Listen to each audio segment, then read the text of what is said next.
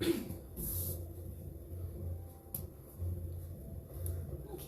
hey guys, welcome back. So, I'm gonna make some little gifts for a friend today. Some little tea bag holders and kind of re-emphasize again a couple of things about clay. So right now we're compressing the clay, making it nice and dense. As long as I keep the clay moving around, it's going to stay round. And then just slapping it back and forth in between my hands, making sure that it's nice and dense and compressed and just round as possible. Now I'm going to take my clay and I'm going to slam it on the table. And again, the important thing about this clay is that whatever you do to one side, you must do to the opposite or parallel side. So we applied excessive force and pressure to the side that was exposed to the table. So we want to do the same thing to the opposite side, because again, remember, whichever direction you stretch the clay out the most in, that's the direction it's going to shrink the most in. And that's when your cracks, warps, and fissures happen. So when you stretch out the clay, you want to stretch it evenly in every single direction possible. So that's one of the key things. Slowly, patiently. So we're going to pick up the clay with the fullness of our hand, slap it down, and that will compress that side. And we're going to start slapping a little bit with an open, relaxed palm the best we can. And again, pick up your clay with the fullness of your hand, avoiding the fingertips, and we'll pick it up, slap it down. We're going to pick up the clay again with the fullness of our hand and slam it down. And don't forget, again, every time I pick up my slab and slam it down, you're going to be flipping your slab and turning it that quarter turn. So I pick it up again with the fullness of my hand, turn it that quarter turn, flip it over. And one thing to keep in mind is that I'm always trying to make sure that my clay is a nice even thickness throughout this whole process. That way, again, you'll avoid those cracks, warps, and fissures. So next I'm going to use these dowels. These are half-inch dowels, and you can pick these up at any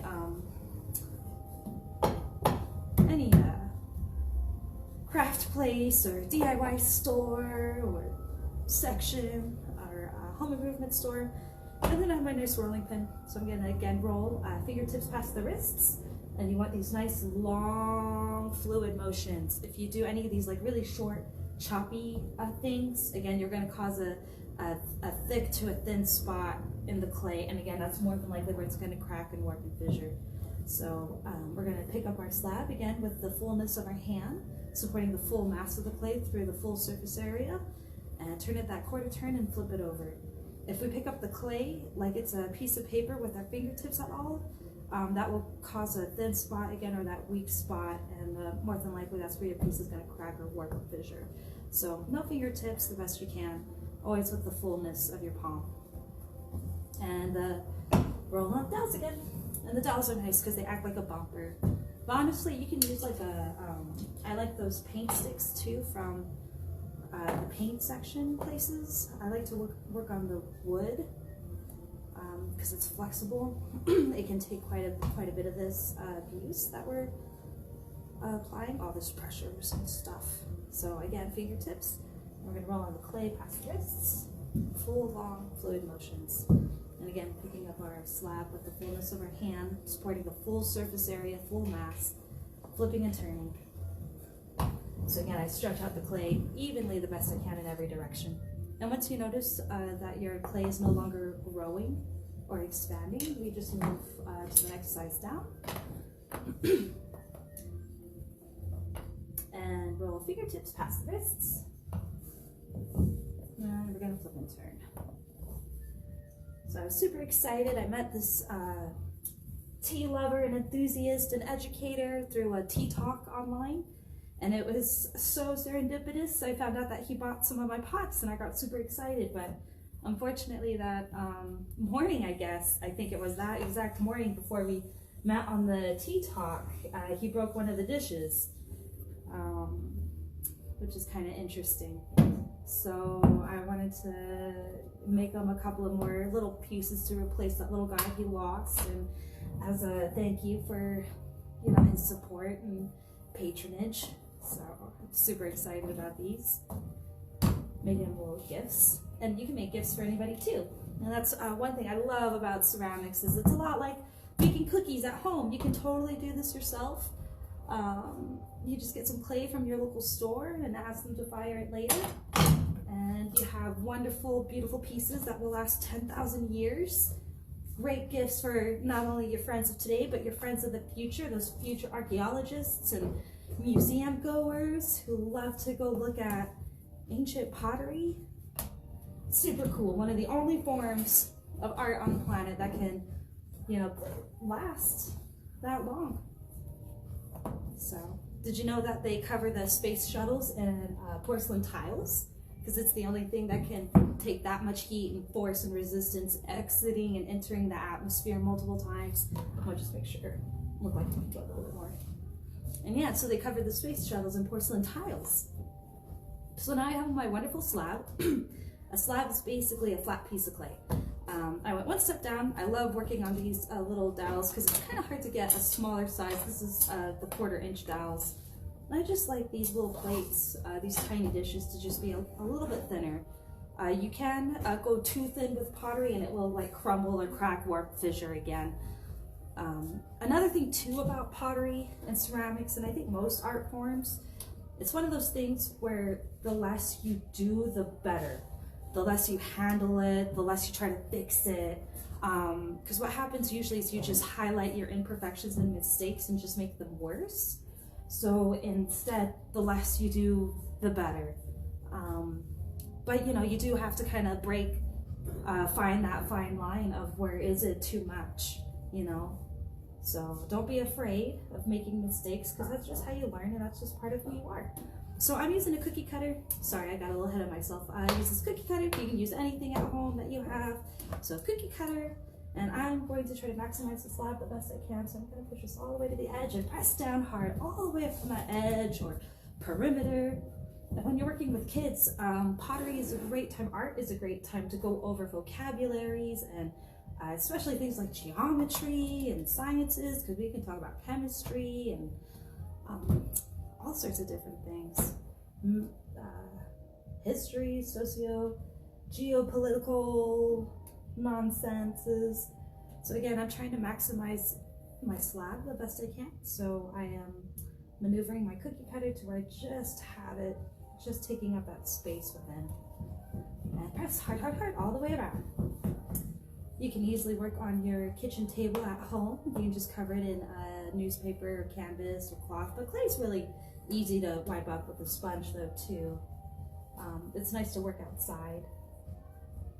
I did work with 1 pound of clay, so this was 1 pound of clay, and I got 3 fairly large little, in Chano Yu we call them little mimizadas, and they're like little sweet plates that we serve the sweets on. Depending on the sweet, they get served on different little dishes. And I have my little scraps here. And I'm just going to go ahead and ball them up and wrap them up and put them under some in a plastic bag for now until I need to use them. In New Mexico, we live in a high altitude arid desert, so it's super important to keep your clay wrapped up because it dries really quick. And that's another thing too that's really nice about ceramics, especially here in New Mexico. In this method, you can work pretty quickly. Again, the less you touch it, the better. I'm going to use this handmade stamp I made. It's a little fox. I don't know if you can see it. Isn't he cute? And one of these days we may go over the how to make your own stamps at home. So he just happened to pick out the cute little foxy plates. So, you know, I don't get to use a little foxy plate enough. I feel he's just so cute. And I'm going to use maybe this little 3D printed stamp from my good friend Peyton. Little 3D thing.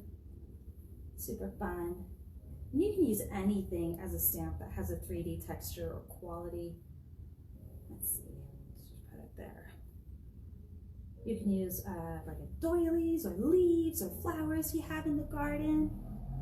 Anything that has a 3D texture, but I recommend practicing on your scraps first.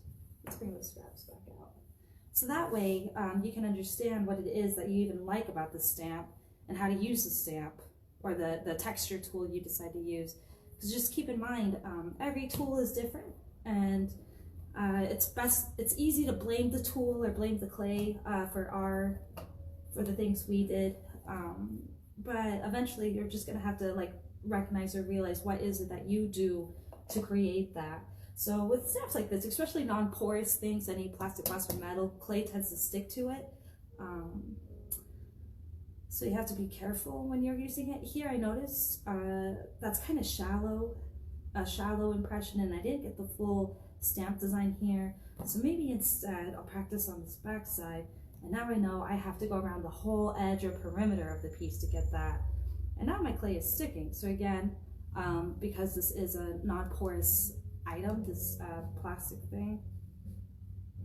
So when you find your texture thing, tool, stamp, sticking to the clay, just very gently peel it off around the whole edge or perimeter. Don't just rip the stamp right off, because you may rip the clay.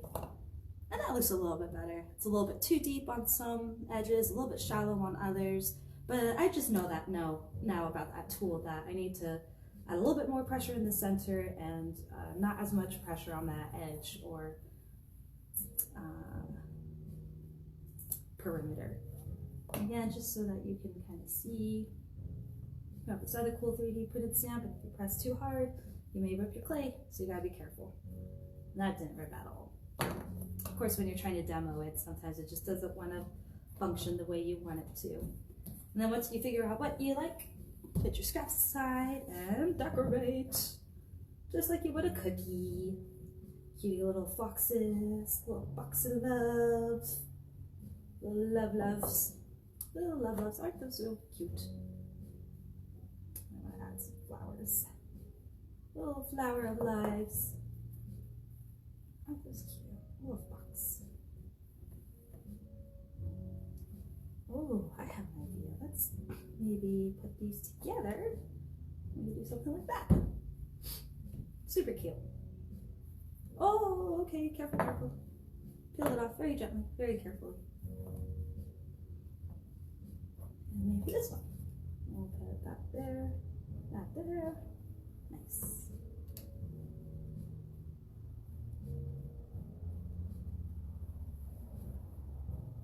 I hope it doesn't feel like I went too wild with these, but it just happens sometimes. You just get swept up in the process of creating, which you got to be careful about too, because we can get too swept up. And that's when we tend to destroy our pieces.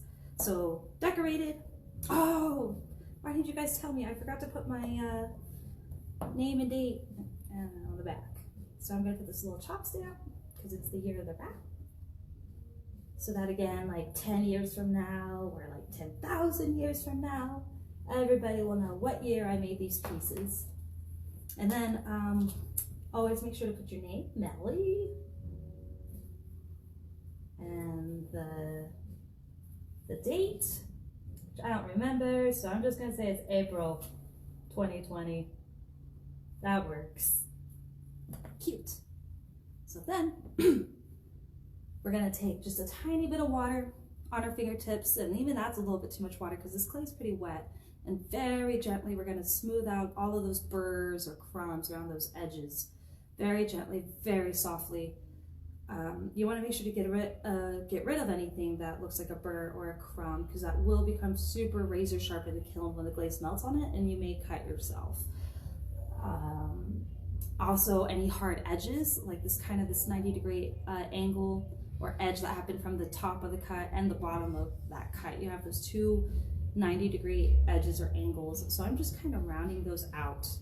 You want to be careful again of pressing them too much, because if you squeeze these edges, it'll become razor sharp and you will cut yourself. So you want to think round. Round is always the strongest shape, the safest shape.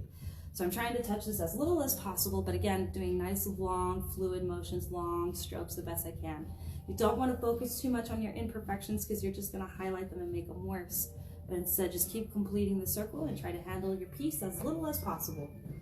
And that's how that guy's made. So again, I'm gonna grab just a little bit of water, and I'm supporting the full clay and the full mass through the full surface area, so that way I don't cause any weak spots or thin spots.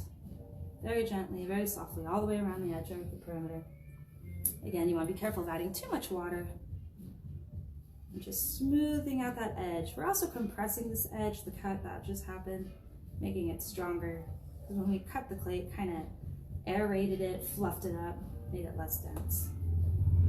And last one. Super quick.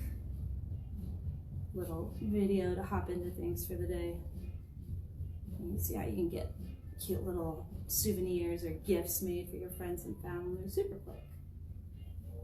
Okay. Cute. Really cute. I love them. So I'm going to use a mold simple former today. In the Navajo term, we call it a puki. And so again, I'm using a non-porous material. I picked these up at the secondhand stores. You know, I like to rescue little treasures like this. I got this amazing set that's like, that's perfect for pottery production. Super cute little guys. Fits a lot of shapes. And I'm going to use some newspaper, a little piece of newspaper, little cross sections. So I got both sides covered. And again, I'm supporting the clay with my hand and trying to touch it as little as possible. And just very gently, we're asking the clay to take the form we're presenting it, but be careful of like pressing or squeezing the clay, because wherever you add too much pressure, it's going to thin out the clay, because the clay has nowhere to go against the pressure of your hand, against the pressure of the form. So if you just go straight in there, you may again cause a weak spot or a thin spot.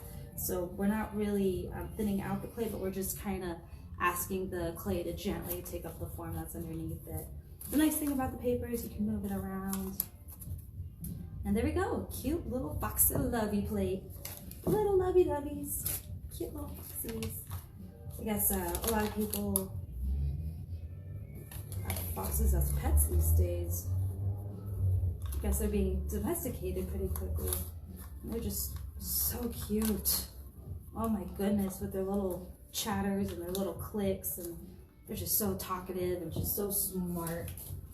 It's just, I guess we're really lucky that foxes don't have like opposable thumbs, you know, because I heard raccoons can't make good pets because they're just too smart, like foxes are too smart almost, but they have the opposable thumbs, so they can just open bottles whenever they want, and cabinets, I've heard. So, done. Aren't those cute? And now you're just gonna let those dry. Leave them in the form when they dry, because the clay, again, is essentially a liquid.